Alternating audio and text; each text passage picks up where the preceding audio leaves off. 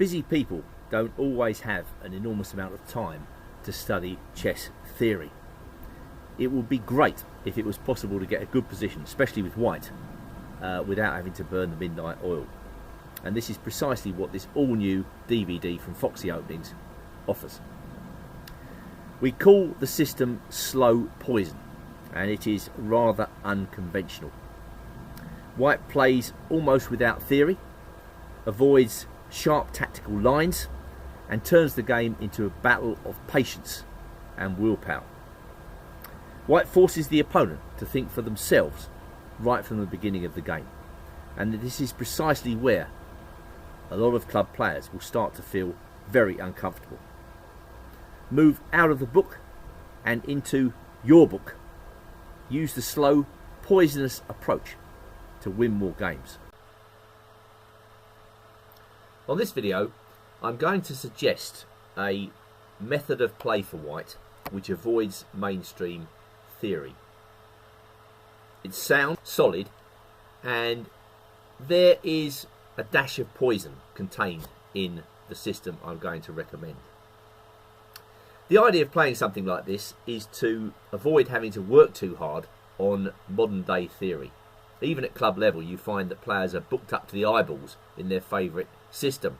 Well, here, as white, you're going to take play away from the beaten track right at the start of the game and force the opponent to think for themselves. If you know more about the system you're playing than your opponents, then you already have some sort of an advantage. Now, this system is slow moving. It's not particularly dynamic to start off with, but as I say, there's a bit of a kick to it if black goes wrong. And at club level, when players are forced to think for themselves, you do find that players quite often go wrong. Now, I remember Nigel Davis, Grandmaster, recording a DVD for Chessbase where he recommended the same system that I'm going to suggest to you in reverse. So if it works with black, it's likely to work with white. And the idea is that white starts the game by playing c3 and d3. I've just put forward the most likely two black moves on the board. And the first game I'm going to show you will demonstrate some of the possibilities available to white. Now, a lot of the games on this DVD are games between club players, which can be used at Grandmaster level too often. Although, actually, we're going to see, believe it or not, Alexander Grischuk losing to this system a bit later on down the line on this DVD.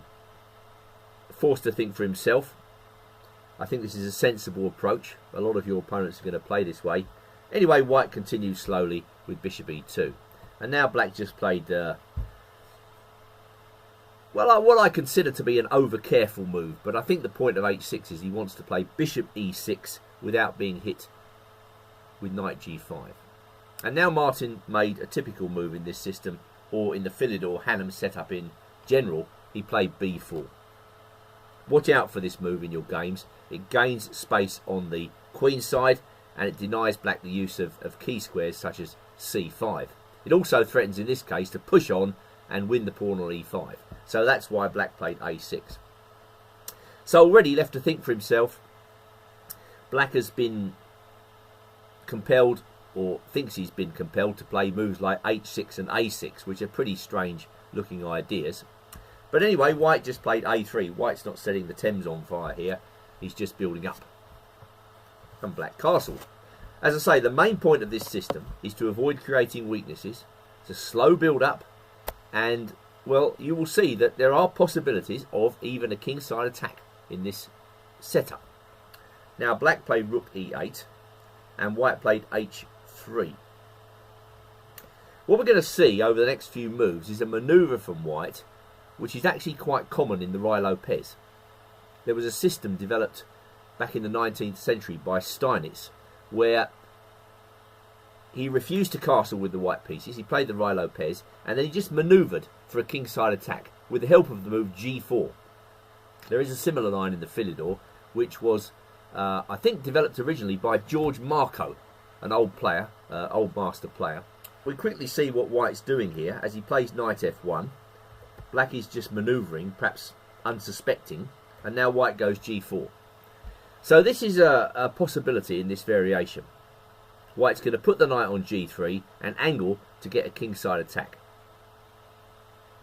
Black hasn't got any weaknesses in the white position to aim at. He's got to create them, and this is pretty difficult.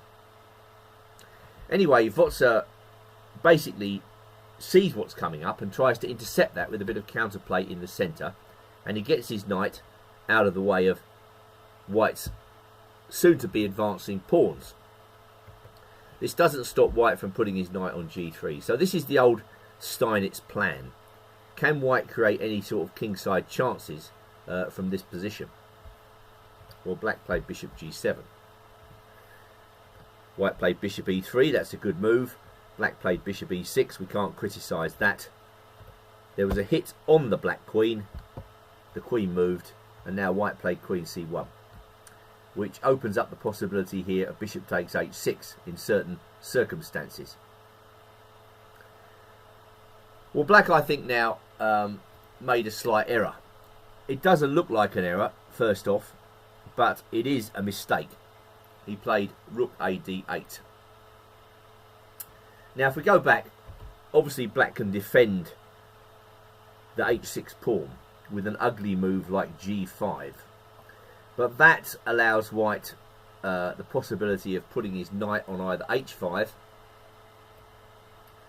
or even f5 to be quickly followed by the move h4.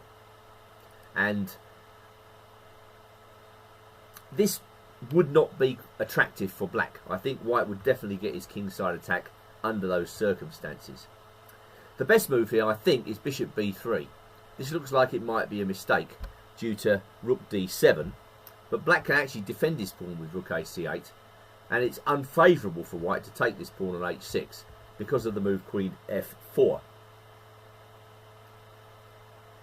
This is quite a dangerous move for White to face, as if he exchanges queens, the rook suddenly comes into the game against the e4 pawn. So probably, just dropping back to the start of that line, after rook a c8, White would just have to accept that Black has played well and continue in another way. Obviously, it's still a very solid position for White, and he has many moves. But in the game, Black played rook a d8, and what he failed to observe was that when White takes on d8 and he recaptures with his rook, White can actually now take on h6. The difference being that when he takes and goes queen f4, White can take the queen, and there's no Black rook hitting e4. And this is precisely what happened in the game. After which Black finds himself a pawn down for nothing, with a double pawn to boot. So, as is very common in this type of situation, once a player has made a mistake, they tend to become demoralised and they go on to making further mistakes. And Black just played f5 here, rather meek move. This allows White to open a kingside file and to create a passed pawn, all in the space of a couple of moves. And now I think we can say that White is doing very well indeed in this position. Well, King went to f7, Rook came to g1, and Black played bishop d5.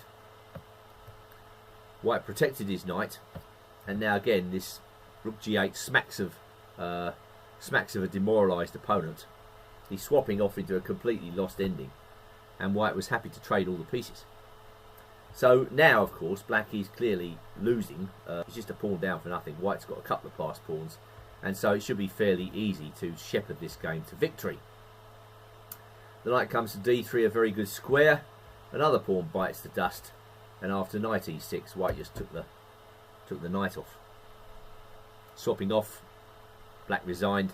If king takes, well, simplest move is knight d4, and we go into a king and pawn ending, couple of pawns up, where the passed h pawn will be a winner.